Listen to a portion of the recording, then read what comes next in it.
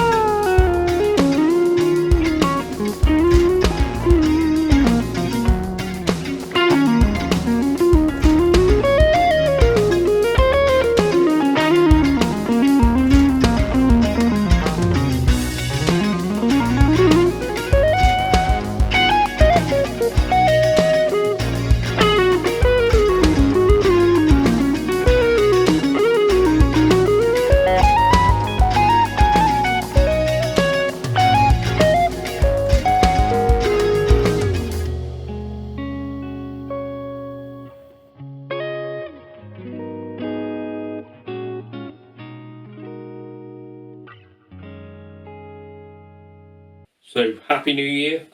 This is a non-alcoholic Lucky Saint. Enjoying that. So Lenny is in hospital, but things are looking okay. So the baby's fine. I think she's going to be fine. We'll be alright, probably. Anyway, I thought since it's been a bad day, I might as well just try and enjoy playing some guitar. And whilst I was thinking about it, I was thinking, right, I'm going to get this one out of the car, because this has actually become the guitar that I'm gigging most often now. It's sort of got condensation all over it. This was the guitar that Fender, for whatever reason, decided I'd be a worthy donor of this thing. Worthy donor. It'd be worth doning. Donna kebab. Anyway, yeah, so due to Keith from 5 Watt World, he said, you know, John plays Strats, why don't you send him one? And for some reason they decided, yes, that would be a good idea. So this was the 57 one. It wasn't perfect out of the box. I think you see in the videos where I talked about there's like a little bit of a neck pocket gap, but I have since actually seen real vintage examples which have way bigger neck pocket gaps than this. So I thought, well, whatever, nothing's perfect. And there were a couple of like finishing flaws on the headstock and maybe around here, but you could maybe put that down to it being a rather thin nitro finish. Anyway, why am I gigging it? Well, first of all, I really actually like the neck shape a lot. So this is the kind of 57V-ish.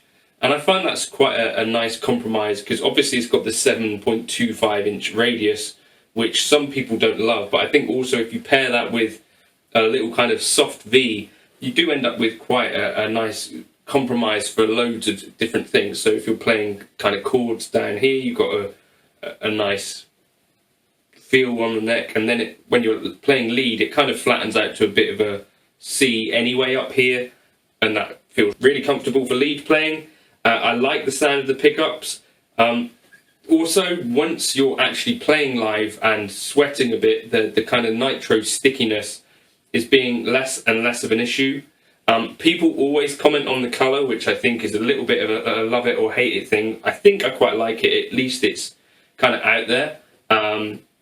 But it's quite a vibrant colour. I don't know, let me know your thoughts on that. Does it even matter what colour your guitar is?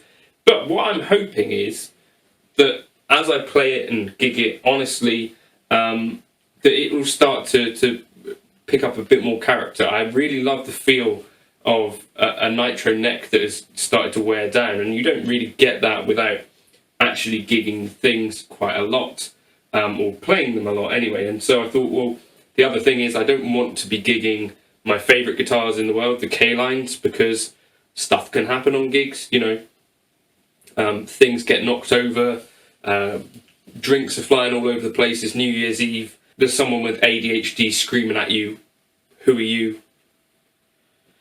I don't know, who am I? But anyway, that was last night. It was a really fun gig anyway, but I've now started gigging it a little bit more.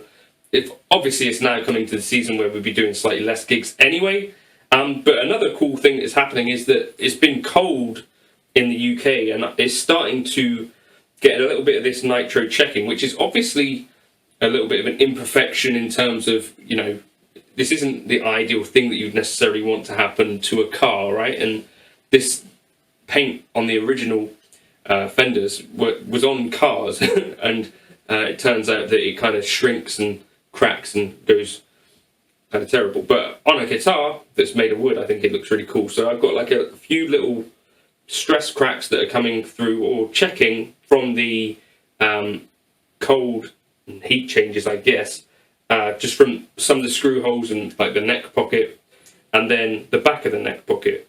I don't know whether that's probably not a thing to worry about too much, but I kind of like the character that it's getting. So I'm hoping that you'll see this, you know, throughout 2023. Let me know if you'll give a shit about that. I mean, I don't. But anyway, yeah, hopefully, I don't know, you enjoy seeing this little piece of gear. I think I did ask Fender if they'd be up for me doing something with the 61, but at the end of the day, I think it's pretty cool to be able to just have this one. Possibly alongside the Eric Johnson signature, probably one of my favourite things that Fender are building at the moment. There's something pretty cool about it. David Beebe played it and he really liked it. It is not heavy, but a little bit heavier than maybe the optimal Strat weight, but about 7 pounds and 13 ounces. So you wouldn't want to go much heavier than that, but it plays really nicely.